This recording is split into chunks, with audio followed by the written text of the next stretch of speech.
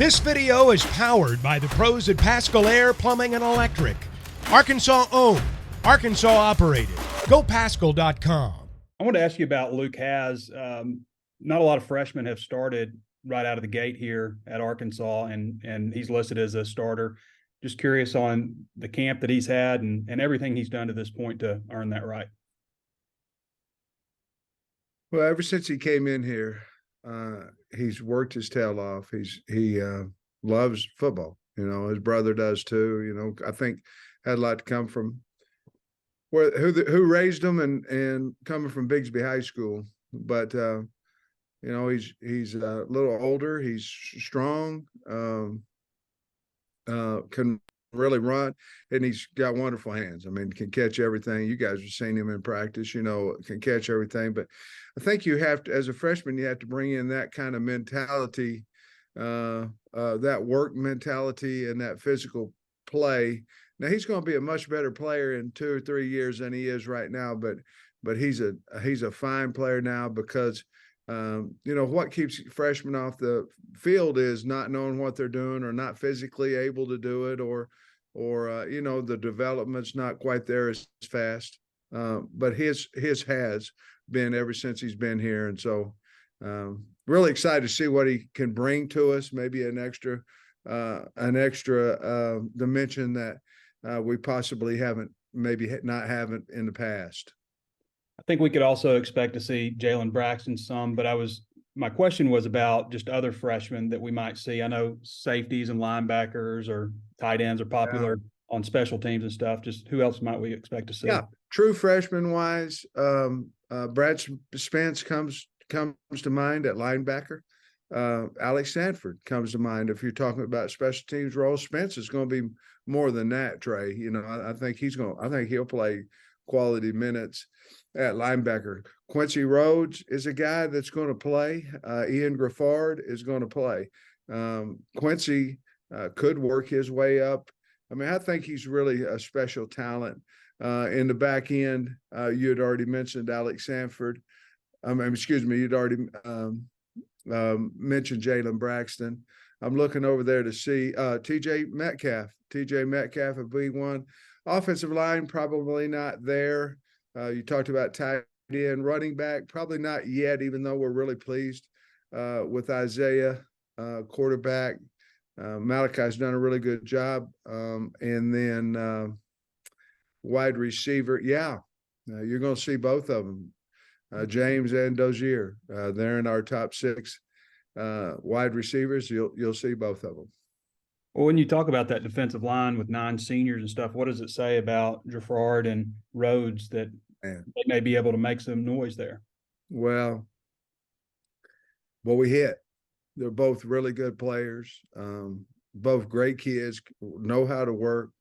And the thing with Ian, I mean, he was a biscuit away from 400 this summer, and he never missed a rep, never missed anything. And that's hard to do now at that kind of size, and so that tells a little bit of his makeup. But you're 100% right, and Quincy Rhodes is just in my opinion, a special talent. Thanks, Coach. Bob. Hey Sam, how you doing? Bob. I wanted to ask you about Patrick Kudus. Kind of camp he's had. He's obviously going to be at a key spot for you. How's he doing? What are you looking for out of him? Really good camp, very athletic. You know, we moved him late, I believe in the spring, to tackle. We need to see solid consistency there, which is hard to do, you know, at that spot. But very, very talented, very strong. And so, you know, obviously we recruited him. That's how smart we are. Recruited him as a defensive lineman, you know, and going to become one of our better offensive linemen, I believe.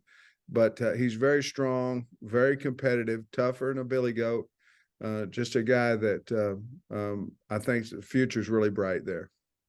And then looking at the depth chart for Western Carolina, I was kind of surprised to see how big their offensive linemen were. I mean, if you didn't know, but you'd think, wow, that looks like an FBS team, bunch of 300-pound guys. One of their tackles is 6'8".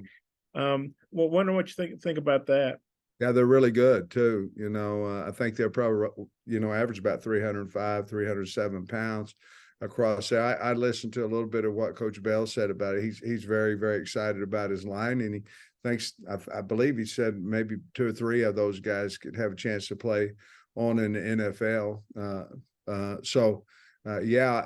I was, everybody seemed to be bigger nowadays and all that, but they certainly have a line that could match up size-wise with a lot of teams that we play this year. Thanks, Sam. Yeah, Sam, speaking of the offensive line, on the teleconference this morning, you mentioned you feel good about 8 guys and that you'll play more than usual and that you have been.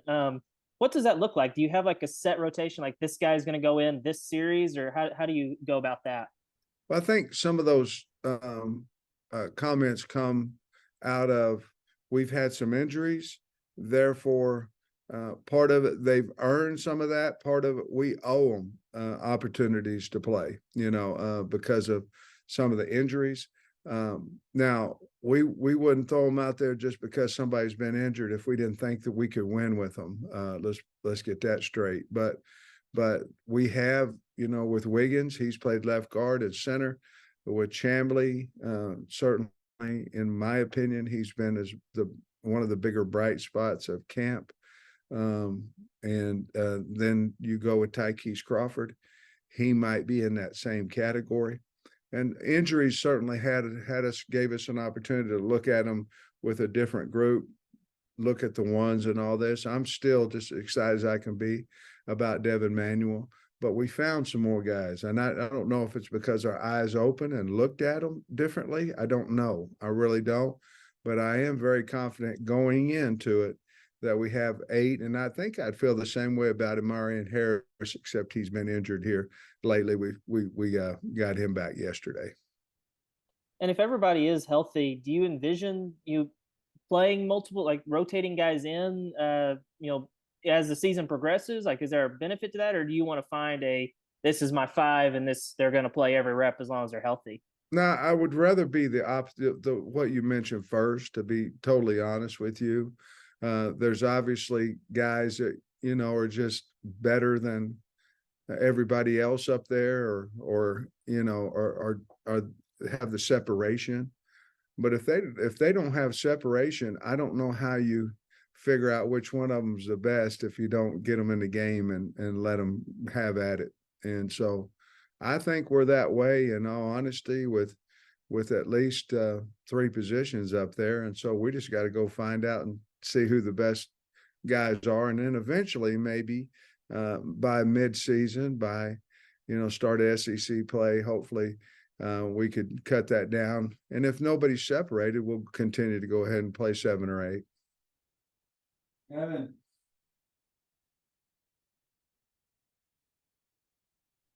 Yeah. Hey, Coach. One of the big things that you started today was obviously all of the freshmen. And now looking into it this season, you have a lot of returners on your roster, specifically, experience with KJ and Rocket. How do you believe that experience will help this season? I think, to be honest with you, I think it's helped us since January simply because we had so many new guys. You had 38 new guys, and you have to have somebody inside your program that believes in you and believes in what you're doing and believes in how you're treating or respecting the team when those guys come in. Because if you don't, it could be a madhouse. It could be going everywhere. So, with KJ and Rocket and you could go on and on about the returner guys. They certainly had a great importance. They've gotten better. Now, whether that's strength-wise and the mind, they fit our system better, whatever it may be, they've gotten better. And Jaden Johnson and Jaden Wilson, those 2 guys were guys that I thought were pretty good last year, and now I think they're really good. So they've obviously changed as well, what their mind's telling them. But to be honest with you, the core of our team was the guys that we had, as you mentioned, and we'll go rock with those guys, and then the new guys certainly going to help us. Got it. Yeah, Sam, we talked to Tank Booker last week. He said his transition here was pretty smooth. I'm wondering how you maybe saw him operate when he got here to make that transition smooth. Tank's personality would allow him, in all honesty, probably to have a smooth transition a lot of places. You know, I appreciate him saying that here, but he had something to prove. You know, going to the SEC. You know, that was something there, but he came in, didn't say a whole lot. People respect what you do, not necessarily what you say. In the beginning, once you do something, then they'll expect the words coming out of your mouth. And I thought he came in, went to work, and didn't say a whole lot. And then the kids started noticing him, and obviously we did as well. And then he's become a little more outspoken. He's not ever going to go up and, give the public address. You know, that's just not his personality. But I think he's going to do all his talking physically how he plays. You said Monday that Western Carolina likes to throw a lot of bubble passes at defense. I'm curious what the key is to maybe being able to defend that quick pass game effectively so early in the year. I don't know if it was part of our practices whenever. Yeah, I'm sure it was, but we started a lot of our practices this year with the bubble drill, and obviously we want to get better at it offensively, but we're going to have to defend it a lot. I think Western Carolina does as good a job as anybody will play throwing the bubble screens, the intermediate, shorter passes. And not to say they don't do the long, but the deep ball well. I'm just saying they do a great job with that bubble intermediate range. So we put it as an emphasis we're trying to start fast. So we're trying to do something physical at the beginning of practice as much as we can in a team-oriented thing. Now, the bubble necessarily wouldn't be, but fastball starts would. So we would try to do both those things because we're trying to do something right out of the gate to say that we want fastball starts. We want to start fast. But to answer your question, they are good at the bubble screen, and we've gotten a lot of good reps trying to defend it. Mason.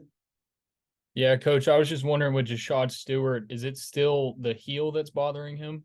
Yes, and I don't know that he's going to be able to play Saturday, to be perfectly honest with you. But yes, it's just been nagging him for a while, and I would guess he's probably about 75 or 80%.